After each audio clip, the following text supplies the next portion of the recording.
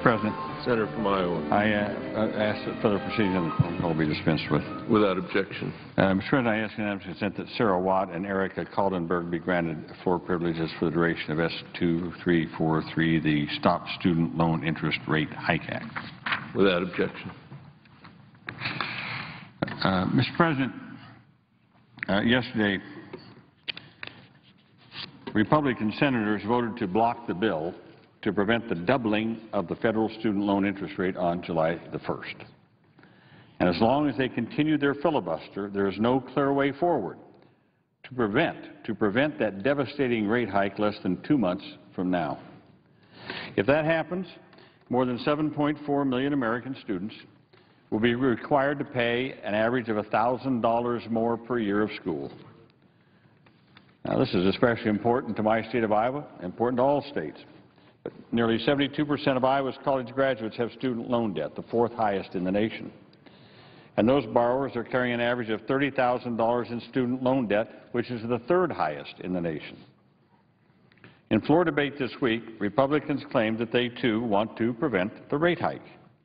So that's fine. I welcome that. But if Republicans want to join with us in preventing the rate hike, why won't they let us proceed to the bill? That will give us all an opportunity to debate the bill and to offer amendments. So I call on my Republican friends, if they really want to keep the interest rate hike from doubling on students, call off the filibuster. Let's move ahead with the bill. And I'm not the only one who wants to end this obstruction by our friends on the Republican side. I'm hearing from constituents back in Iowa, frustrated at the Senate's failure to act. Now, this is a kitchen table issue for middle-class Americans, for families all across the country. I've heard reports that over 500,000 signatures from students around the country have been delivered to the Hill to show their support for keeping the rate at 3.4%. I know that many senators have come to the floor to share stories from their constituents about how the interest rate hike would affect them, and I'd like to share a story that I just received from an Iowa student. Here it is. Dear Congressman, or Senator as the case may be, I'm writing you on behalf of myself, current college students, and future college students everywhere. I've recently re-enrolled in college to further my education. This decision came after much time and deep thought. The problem was that I didn't want to attend school. It was whether or not I could afford to attend school. I live on my own, hold a full-time job, and I previously attended a technical school to obtain. This job supports me fully, and as much as I love parts of my job, I know that my decision to re-enroll in school to further my education was the right decision for me. In the middle of all of this, I came across an article in the USA Today that said the federal government might raise student loan interest rates. Not just raise, but double them unless Congress intervenes. I could not believe what I was reading.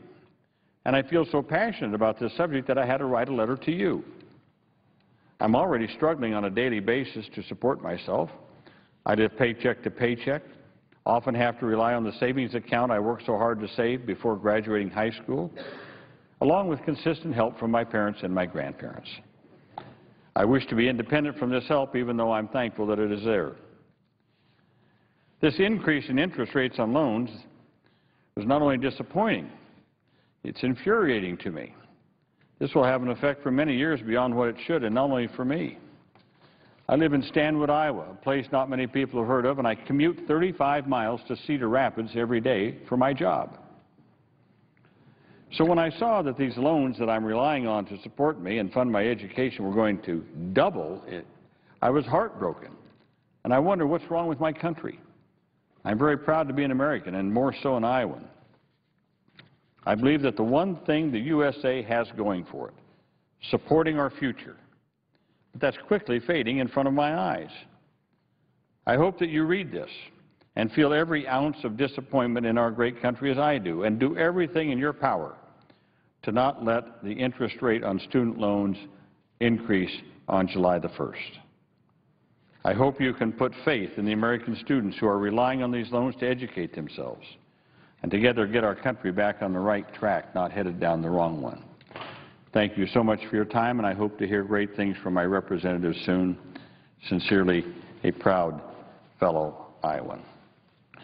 Mr. President, this is just one of the many stories I've received from my constituents telling me how detrimental it would be if the rate were to double on July the 1st.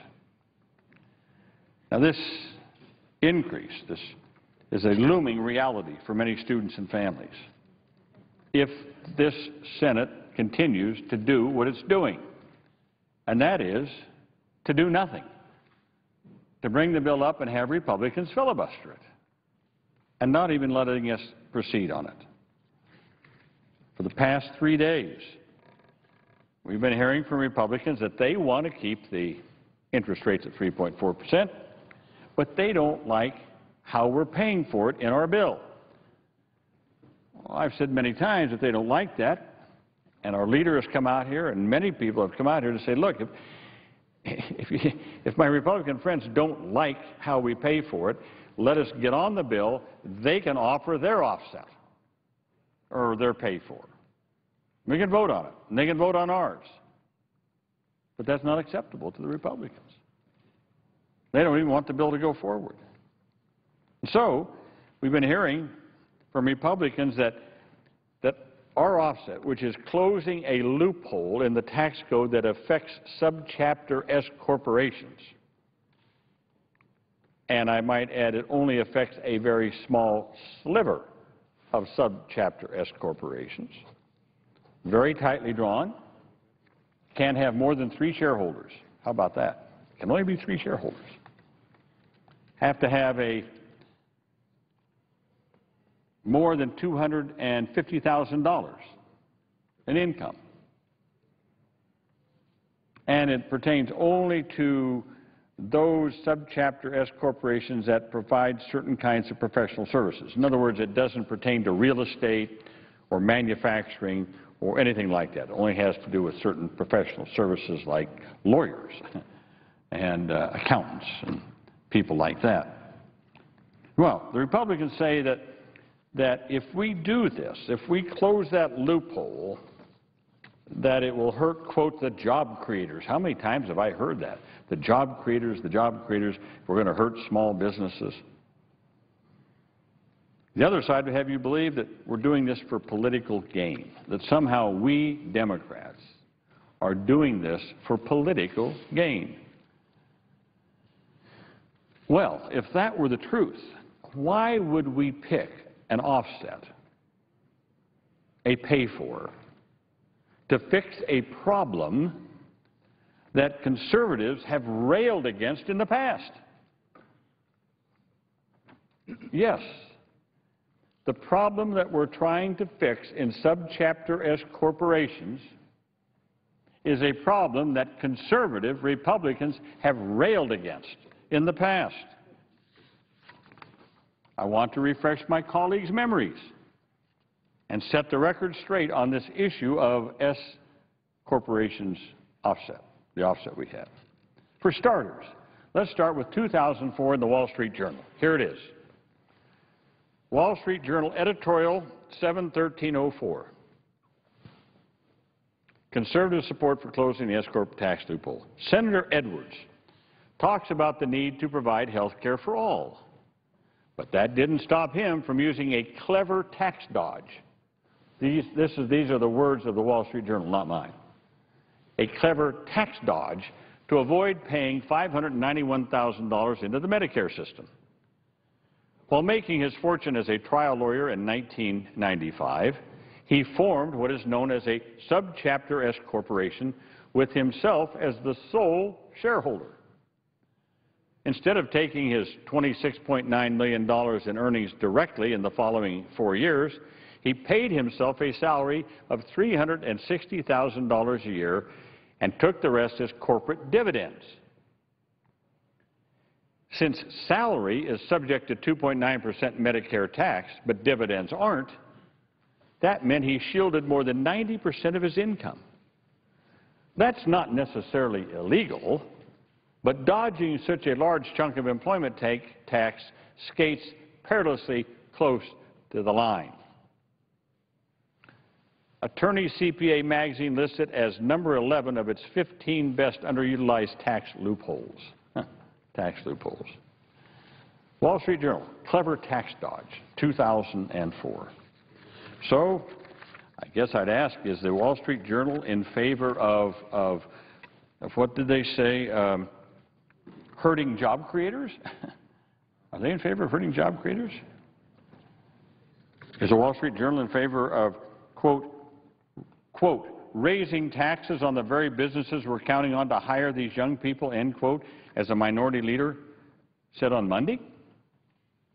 Hiring people, we limit it to only 3 shareholders. Husband, wife, kids, something like that, 3 shareholders. And he said they're going to count on them to hire these young people? What's the minority leader talking about?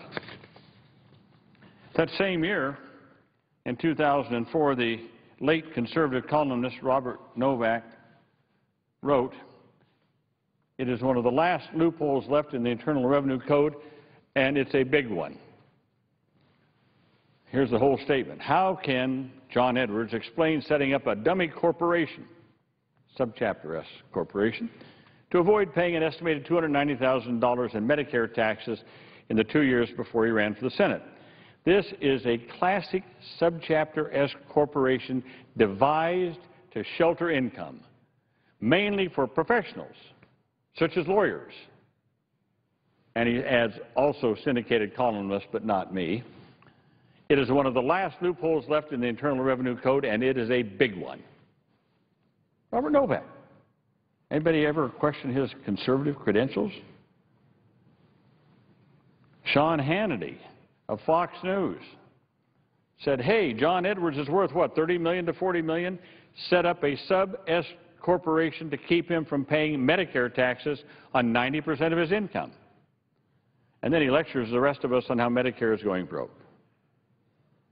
So Sean Hannity is saying this loophole needs to be closed. Finally, Rush Limbaugh himself, what did he say?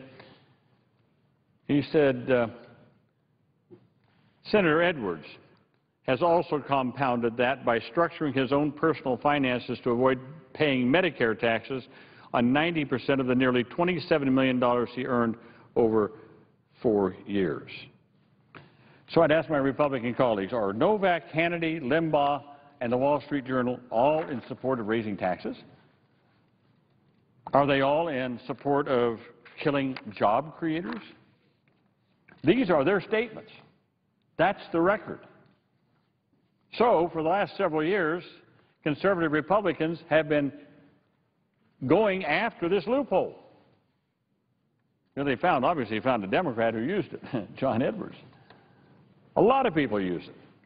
A lot of lawyers use it. A lot of accountants use it. A lot of doctors use it. A lot of different kinds of professionals have now used this loophole to avoid paying their fair share of taxes. So here's another classic case. The Republicans say that we're using this for political gain. Wait a minute. They're the ones that have been going after this loophole for years. We said, hey, we finally got something that we can agree on. Wall Street Journal, all these other people saying we got to close this loophole. We have the opportunity to do so, and in doing so, raise the money both to help Medicare and Social Security and to keep the interest rates on students at 3.4%. And the Republicans will not even allow us to bring it to the floor. Who is playing politics, I ask? Who is playing politics? Well, as I've said it before, I'll say it again. We have come here with a serious offset. One, as I said, that has been supported, at least closing this loophole, has been supported by conservative Republicans in the past. If anything, it's worse today than it was in 2004. More and more people are finding out about how they do this, form this little S-chapter corporation, subchapter S corporation, and avoid paying their taxes. Time to close that. We came with a serious offset that we thought would be acceptable on both sides because of the history. We're ready to do this now, ease the concern of so many students and families across our country. Republicans came and they want to pay for it by eliminating the Prevention and Public Health Fund. Eliminate it. The one thing that's going to prevent obesity and heart disease and stroke and cancers and diabetes in the future and save us a lot of money. They want to end that and take that money and put it into keeping the interest rates low, pitting health care, pitting the health care of children, immunizations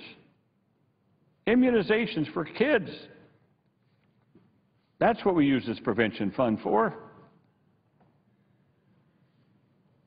Breast cancer screening, cervical cancer screening, colonoscopies,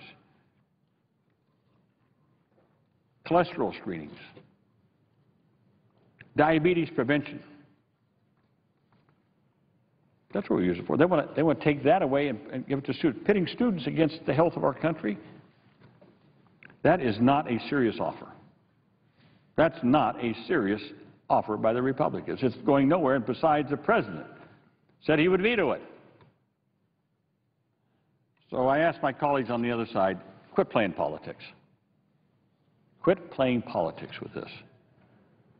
Let's bring it up for a vote. Maybe you ought to listen to the Wall Street Journal and now deceased Novak and Fox News and even Rush Limbaugh and Hannity. You know, let's close this loophole once and for all and do something good with it. Do something good with it. Keep the interest rates low for our students in this country. Mr. President, I yield the floor. Note the absence of a quorum. The clerk will call the roll. Akaka.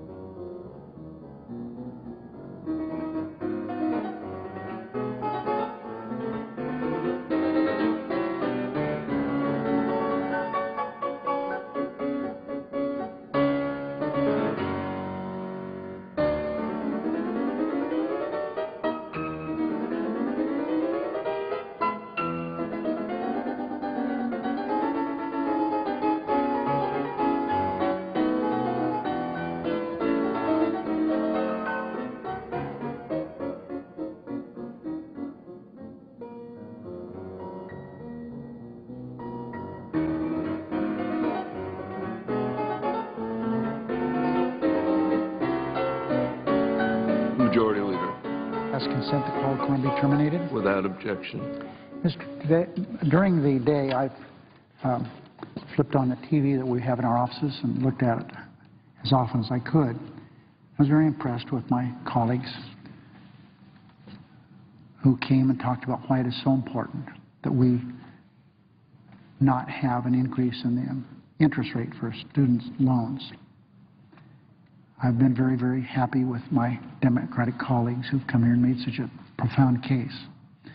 But, Mr. President, I listen also to what the Republicans have to say. And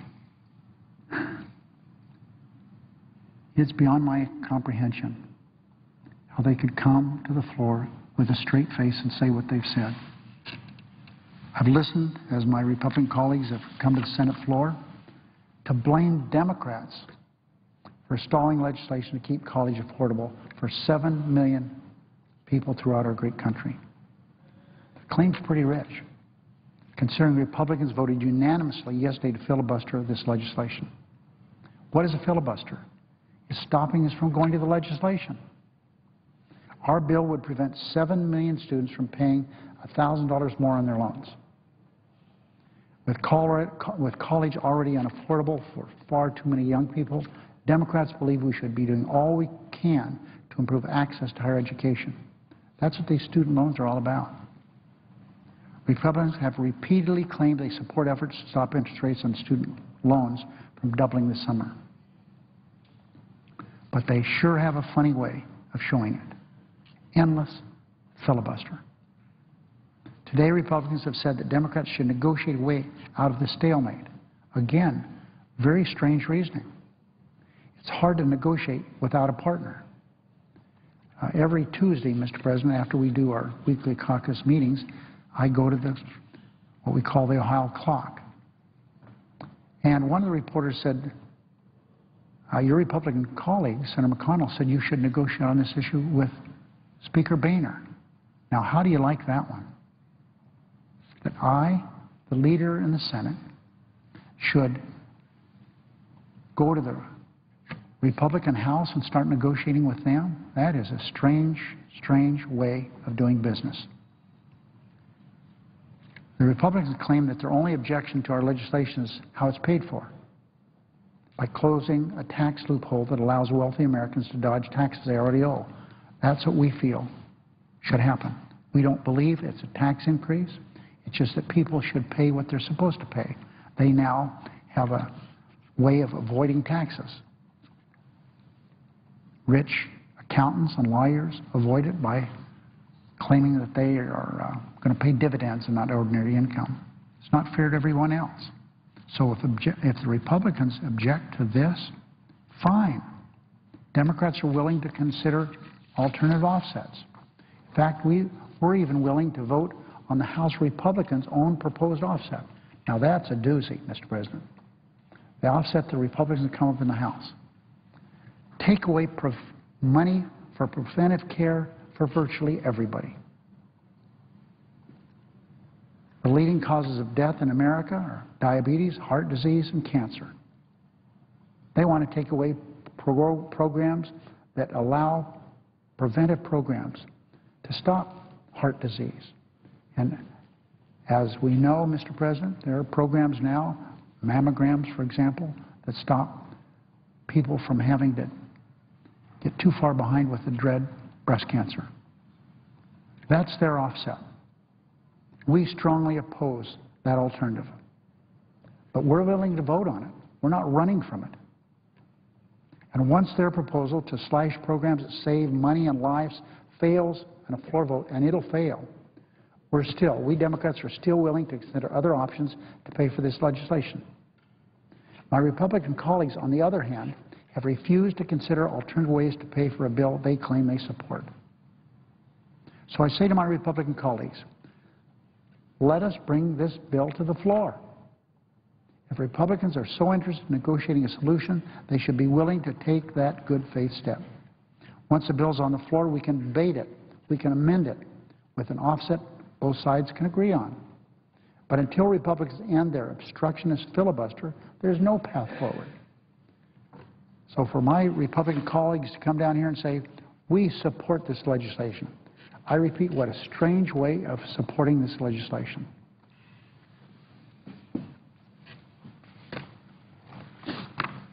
Mr. President, I now ask we proceed to a period of morning business. Senators allowed to speak for up to 10 minutes each. Without objection. I ask unanimous consent that the Senate move to calendar number 385.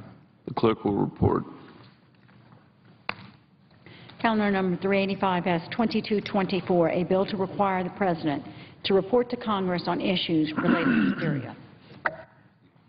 Is there objection to proceeding to the measure? Without objection. Mr. President, I ask unanimous consent that the Corker-Webb substitute amendment be agreed to, that the bill as amended be read a third time and passed, the motion to reconsider be laid on the table, and any statements relating to this matter be placed in the record at the appropriate place as if read. Without objection. I now ask consent that we proceed en bloc to some concurrent resolutions numbered H. Conres 105, 106, 117, and 118. Is there objection to proceeding to the measures en bloc? Without objection. Mr. President, I ask unanimous consent that the concurrent resolution be agreed to, the motion to reconsider be laid on the table, en bloc. There be no intervening action or debate, and any statements related to this matter be printed in the record as the appropriate place as if given. Without objection. I now ask consent that we proceed to SRES 450, 451, and 452. Is there objection to proceeding to the measures en bloc? Without objection. I ask consent, unanimous consent, that the resolutions be agreed to, the preambles be agreed to, the motion to reconsider be laid on the table for all three of these, and that there be no intervening action or debate, and any statements related to any one of these three matters be placed in the record at the appropriate place as if given. Without objection. I now ask unanimous consent that when the Senate completes its business day, the Senate adjourn until tomorrow morning at 9:30 a.m. The following the prayer and pledge during the proceedings be approved to date. The morning hour be deemed expired. The time for the two leaders be reserved for their use later in the day. And finally, Mr. President, that when we come in tomorrow morning, I be the person that's first recognized. Without objection. During tomorrow's session, then, Mr. President, it's possible the Senate will resume consideration of the motion to proceed to student loan interest rate hike, as well as the Export-Import Bank Reauthorization Act. That should be easy. That should be something that we should agree to. We tried here on the Ex-Im Bank to get it done. Everybody wanted it done. Chamber of Commerce, labor, aircraft companies, all wanted it done. Everybody wanted it done.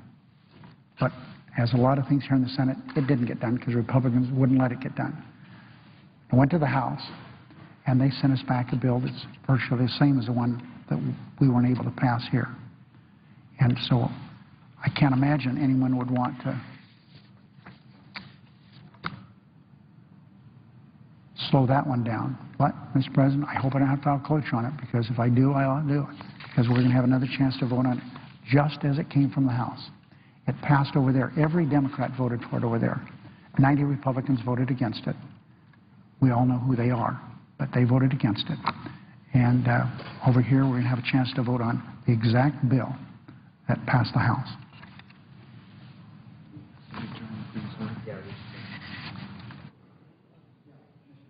We'll ask that we, there's nothing more to come before us, and I ask we adjourn on the previous order. The Senate stands adjourned until Thursday, May 10th at 9:30 a.m.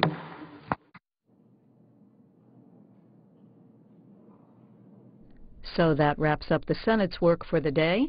Lawmakers have been working on a bill aiming to prevent the doubling of student loan interest rates on July 1st. Yesterday, the Senate blocked the Democrats' version of the measure, which would have paid for the bill by eliminating tax benefits for certain corporations. We'll have more Senate coverage when the gavel comes down tomorrow here on C-SPAN 2. And don't forget about C-SPAN's Congressional Directory. Inside, you'll find contact information for each member of the House and Senate, as well as district maps, committee assignments, and more. Also, cabinet members, Supreme Court justices, and the nation's governors. Pick up a copy for $12.95 plus shipping and handling. Order online at cspan.org/shop. I thought it was important to write a book that took people's movement seriously. So the movements that elected Obama, how did they build over time? Obama didn't come out of nowhere. 2003, 2004, what was happening? Also the Tea Party movement, which seemed to come out of nowhere. What was its origin? How did it work? Occupy Wall Street. I thought those were important things to take seriously, to look at from a social movement, we the people perspective. On Afterwards, former White House advisor Van Jones on social movements in America today. Saturday night at 10 Eastern on Book TV.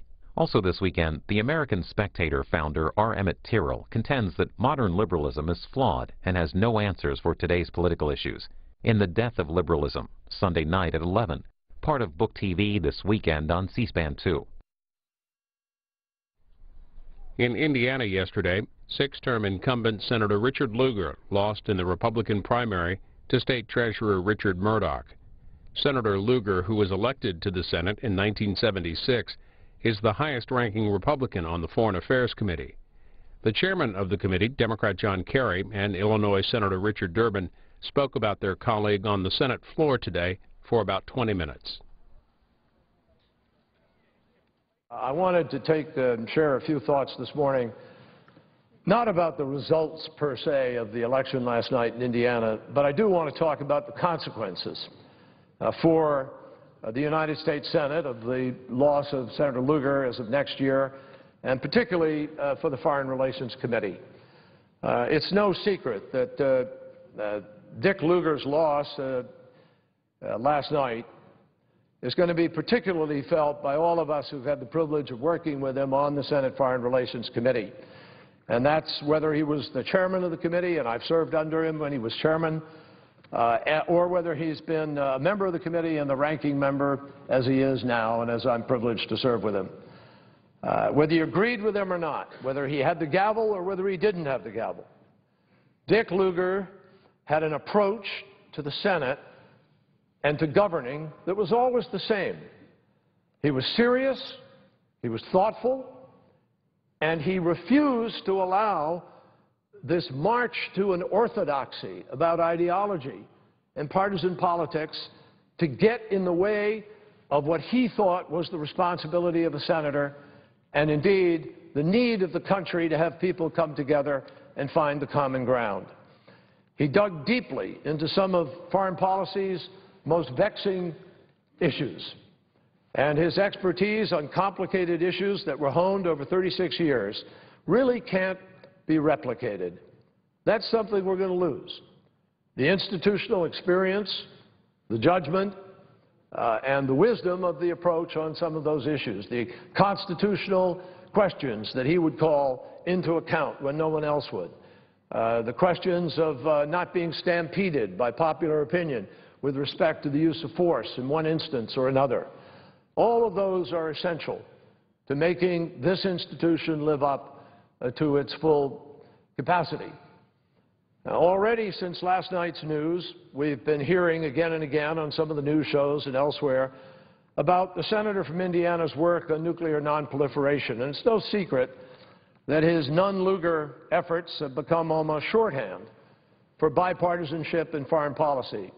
And they should be recognized. But I want to emphasize here now that's not all that Senator Lugar contributed to this field of foreign policy. He's a leading expert on some of the urgent issues that are off the beaten path, from food security, the eradication of hunger worldwide, his work with Joe Biden, and then his work, I'm privileged to say, with me to try to change the relationship with Pakistan and to help prevent their economy from unraveling, to help to encourage them to cooperate with interests that were vital to America and indeed to the stability of that region, to establish what he called a deeper, broader, long-term strategic engagement in Pakistan. I'm privileged to say, Mr. President, for me, the personal journey with Dick Lugar began before that, and I think it epitomizes some of who he is and why he'll be missed here. It has nothing to do with ideology. Back in 1980s, shortly after I came here, I was elected in 1984, and I started on the Foreign Relations Committee in 1985. Right away, we began to work together on the issue of the Philippines, of free and fair elections in the Philippines. And I had traveled over there a number of times as a freshman senator. I had met with Ferdinand Marcos. I was concerned about the torture taking place and the political prisoners and other violations of rights, and yet we were sort of aiding them, notwithstanding our values and our standards.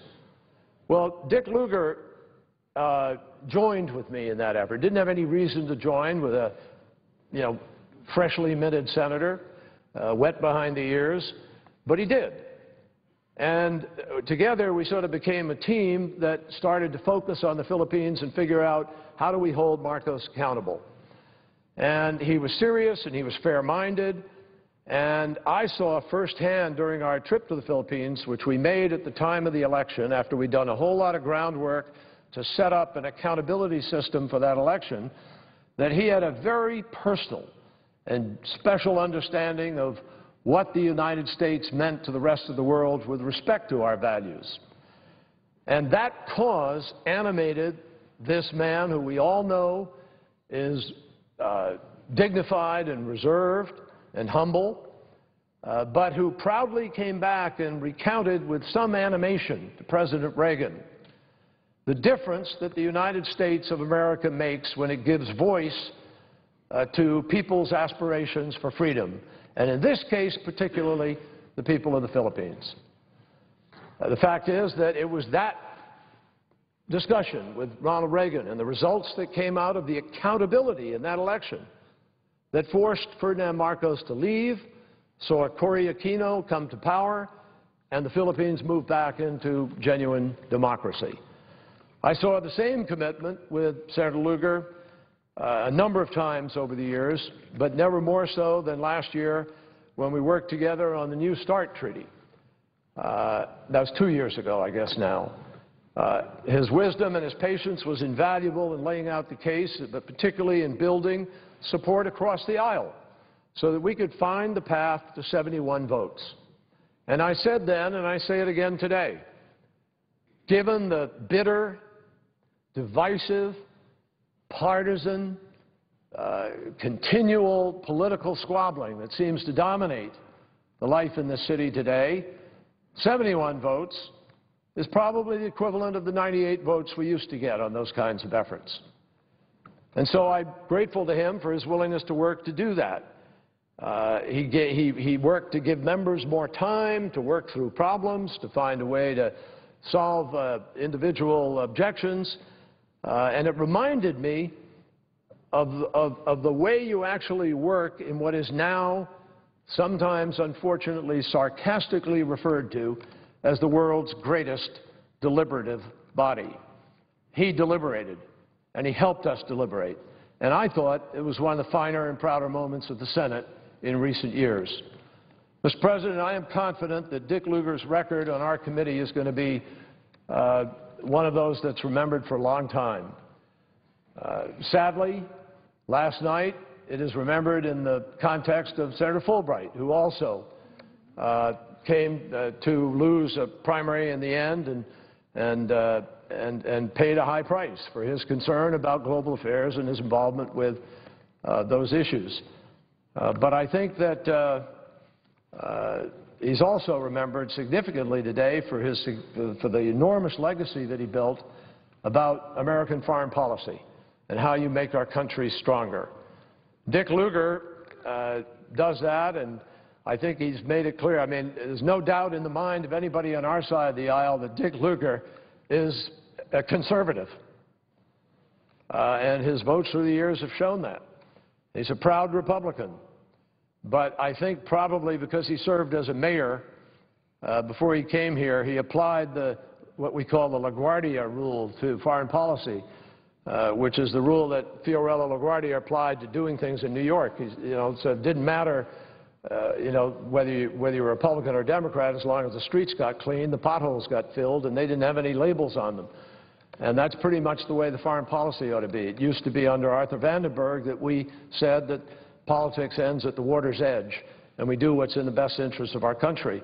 Only in the last years here in the Senate have I seen a complete diversion from that where, unfortunately, and it's been true on both sides, that politics has entered into the choices people have made with respect to major issues of conflict, potential war and peace, and interests of the security of our country. So about 4 years ago this time, Dick Lugar received the Paul Douglas Award just off the Senate floor over in the Mansfield room. And he summed up his approach to the Senate. And I think after last night, it's important for all of our colleagues to be mindful of his words and to think about them as we go forward in these next 6, 7, 8 months. Dick argued that bipartisanship isn't an end in itself, and it's sometimes mistaken for centrism and compromise, when in fact it's really the way that what he called being a constructive public servant. It's the way a constructive public servant approaches his or her job, with self-reflection, discipline, and faith in the goodwill of others. He said, particularly destructive is the misperception in some quarters that governing with one vote more than 50% is just as good or better than government with 60 or 70% support. The problem with this thinking, he said, is that whatever is won today through division is usually lost tomorrow. The relationships that are destroyed and the ill will that is created to make subsequent achievements that much more difficult. A 51% mentality deepens cynicism, sharpens political vendettas, and depletes the national reserve of goodwill that is critical to our survival in hard times. Now, that's actually about as fundamentally, philosophically, as conservative, I think, as you could ask for. Now, I think every one of us who has seen the difficulty of the last few years of our politics here, who have been frustrated by the sheer inability of the institution to work, would agree that there's nothing liberal or conservative or moderate about what Dick said. It's just common sense about how human nature works, about how people work. And, Mr. President, it seems to me that we would do well to get back in touch. I often hear people talk about how we need to change the rules here in order to get something done. Actually, we don't. These are the same rules that we operated with when Everett Dirksen was here, when Bob Dole was leader, George Mitchell was leader, but we got things done. In the 1990s, we balanced the budget of our nation 4 times in a row without a constitutional amendment. It didn't take a piece of paper to tell us to do it, or new words written in the Constitution. It took the common sense and courage of people on the floor of the Senate to do what was right. We don't have to change the rules. We have to change the thinking, or change the people who don't want to do it. But every great moment of this institution, when people look back in history with pride and point to the Missouri Compromise or point to Henry Clay or Daniel Webster, all these great senators, or Ted Kennedy more recently, and others on the other side of the aisle. When they do that, they're talking about people who operated by the same rules but found the common ground because they had the intelligence and willpower to put the country and its interests ahead of everything else. So that's what Dick Lugar's loss last night means to us. I don't know who will replace him. We don't know. We certainly know the cross currents of some of the campaign. And we certainly know what Senator Lugar himself chose to say last night about his opponent's quest for more partisanship, not less. So the alarm bells have been sounded, I think. And my prayer is that this election this year is going to help purge this country of this incredible waste of opportunity. This isn't over. And for those of us who were here and remember 1996, it bears repeating that even in presidential years, the Congress can actually defy conventional wisdom and get some things done. And that's why I know that Dick Lugar is going to finish out his 6th term in the Senate with the same determination and effectiveness that has marked every year of his service here, and he's going to have a lot more contributions to this institution that he reveres and I think that respects him so enormously. Thank you, Mr. President. Senator from Illinois. Mr. President, first I want to thank my colleague and friend, Senator Kerry, Chairman of the Senate Foreign Relations Committee, for coming to the Senate floor and speaking.